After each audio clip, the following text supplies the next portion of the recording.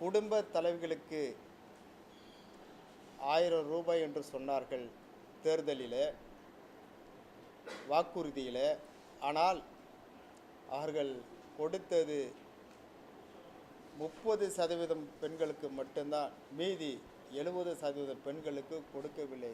காரணம் கேட்டால், நீ அரசாங்க ஊழியர், நீ பெரிய மாடி வீட்டில் இருக்கின்றாய், நீ காரு வைத்திருக்கிறாய், நீ மோட்டார் சைக்கிள் வைத்திருக்கிறாய் என்று இப்படி பல காரணங்களை சொல்லி ஒதுக்கியிருக்கிறார்கள். ஆகவே மற்ற பெண்களெல்லாம் திமுக மீது அதிருப்தியாக இருக்கிறார்கள். அதற்கு இன்னும் சொல்லப்போனால் அந்த அமைச்சர்களெல்லாம் கூட பல்வேறு விதமாக இந்த மக்களை கேவலப்படுத்துவதிலே குறியாக இருக்கிறார்கள். அது எல்லாருக்கும் தெரிந்த விஷயம். ஓசி சாப்பாடு என்பது, ஓசி பஸ்ஸில் வரீங்களா என்பது, இது போன்ற பிரச்சனைகளும் இருக்கின்றது.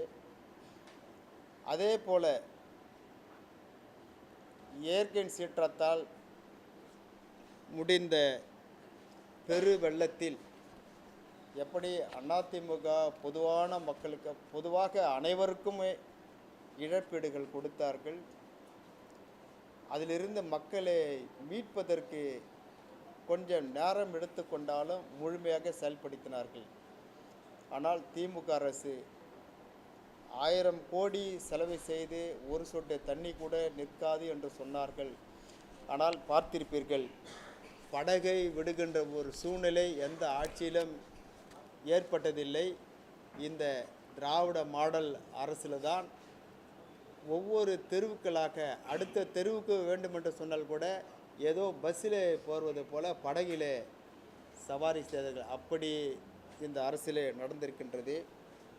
இப்படி போகின்ற இந்த சூழ்நிலையில்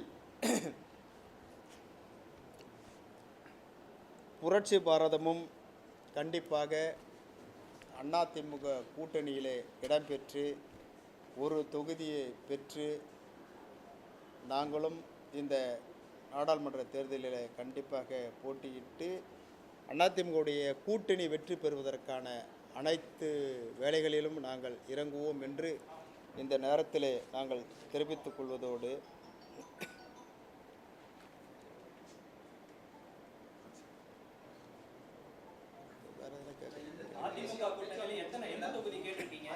இல்லை, அதிமுக கூட்டணியில்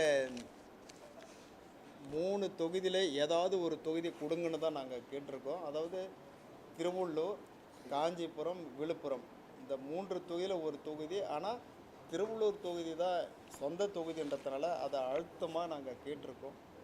கண்டிப்பாக இன்னும் பேச்சுவார்த்தைக்கு கூப்பிடலை. அடுத்த வாரத்தில் கண்டிப்பாக கூப்பிடுவாங்க. அதை நாங்கள் கேட்போம். திருவள்ளூர் தொகுதி சொந்த தொகுதி, அதை வாங்கி கண்டிப்பாக நாங்கள் வெற்றி பெறுவோம்.